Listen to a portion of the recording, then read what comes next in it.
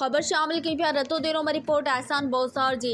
रतो देरो जा आबादगार कणक जो मुनासिब अघ न मिलण ते परेशान, वधिक बर्दाश्त नथा करे सघो पंहिंजो नुक़सान। रतो देरो जे हिकु आबादगार पंहिंजो कणक जो फसल कचो ई लाहे छॾियो।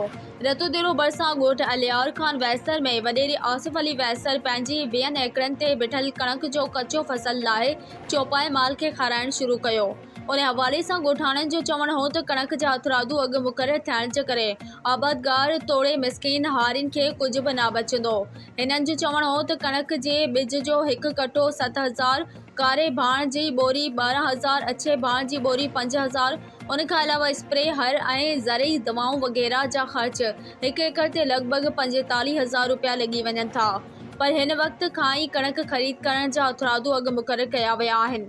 उन्हनि मुक़ररु अघनि मुताबिक़ त असां हाणे ई कर्ज़ी थी वियासीं, अॻिते हली लाबारो, थ्रेशर ऐं वरी कणक जे शहर ताईं पहुचाइण जा ख़र्चा वधूं त वरी अञा ॿीहर ते कर्ज़ी थी वेंदासीं। उन खां बहितर आहे त कणक कची लाइ चौपाए माल जो चारो करे माल खे खाराए छॾियूं, छो त हुकूमत असां आबादगारनि जी चेल भञी छॾी आहे।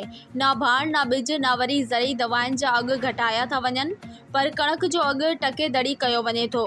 हुकूमत के मिसकिन हारिन ऐं आबादगारनि सां इंसाफ़ करणु घुरिजे।